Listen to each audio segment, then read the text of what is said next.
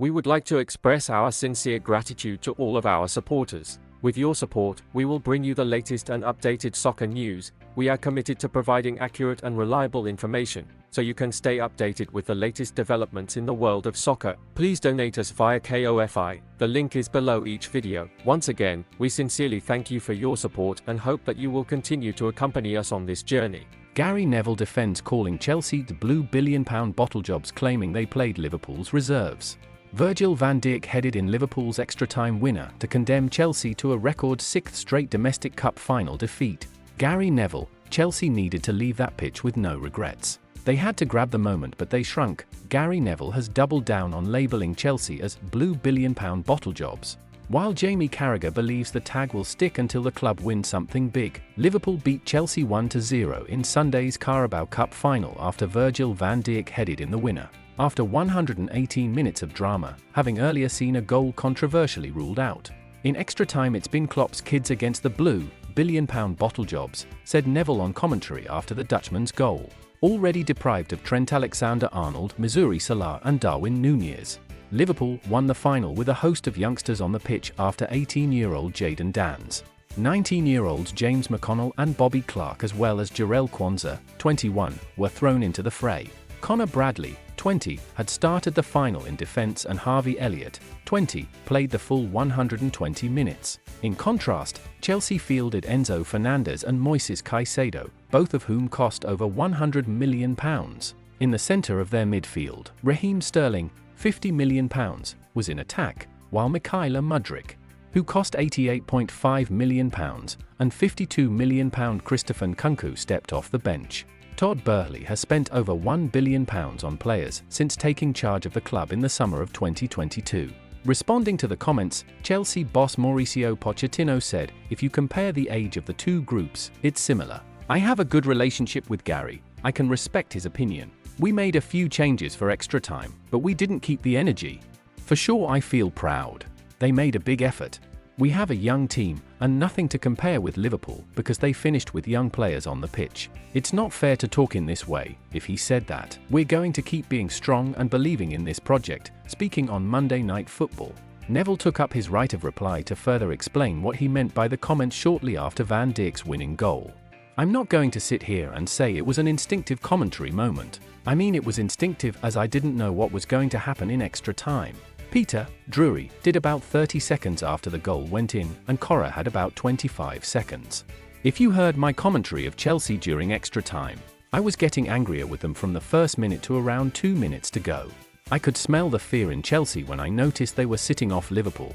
Why were they letting these young lads and Jurgen Klopp grow in confidence?" There was a chorus from the Liverpool fans for about 5 minutes because they could smell the blood and the fear in those blue shirts. At half-time, Mauricio Pochettino had to get the message into his players that they had 15 minutes to beat or not lose to a side that only had two players who would get into their starting 11, Luis Diaz and Virgil van Dijk. They needed to leave that pitch with no regrets. Chelsea had to grab the moment but they shrunk. Pochettino, who has now lost the 3 major finals he has reached while managing in England at both Chelsea and Tottenham, told his squad they needed to feel hurt by the setback. The Argentine pointed to Liverpool's own progression under Klopp as an example for Chelsea to follow in the coming years.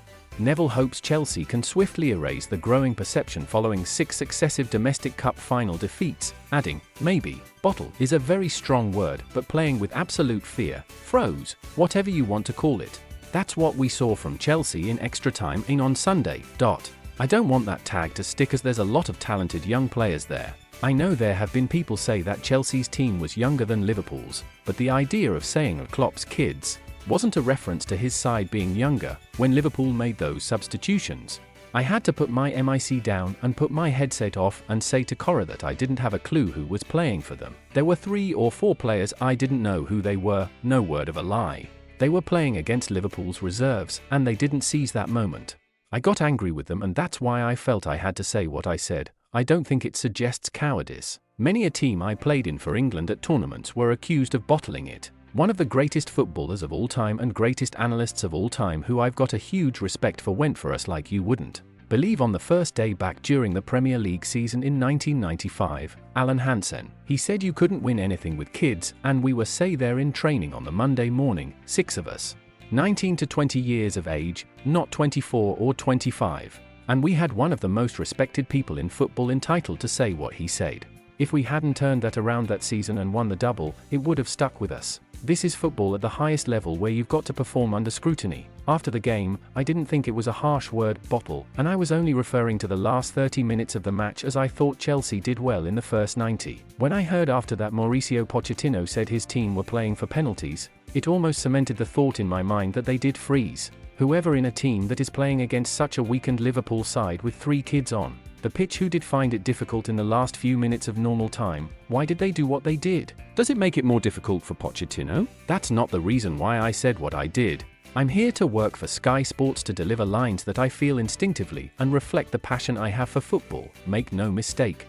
I didn't want Liverpool to lift that trophy, so it's not like I was in a position of being biased against Chelsea. Cora, tag will stick as long as Chelsea don't win anything, Jamie Carragher said on Monday Night Football.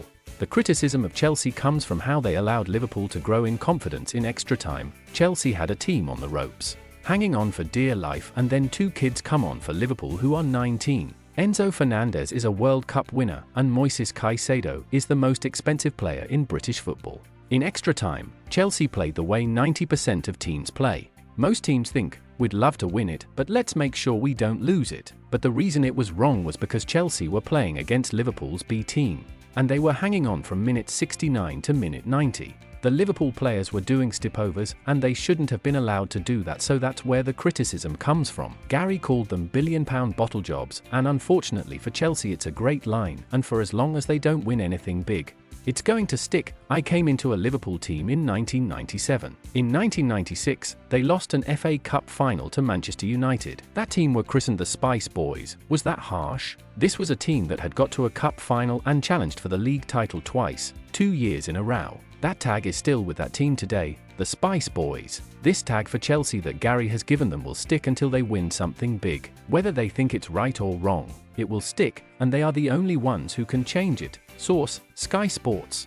We would like to express our sincere gratitude to all of our supporters. With your support, we will bring you the latest and updated soccer news. We are committed to providing accurate and reliable information, so you can stay updated with the latest developments in the world of soccer. Please donate us via KOFI. The link is below each video. Once again, we sincerely thank you for your support and hope that you will continue to accompany us on this journey.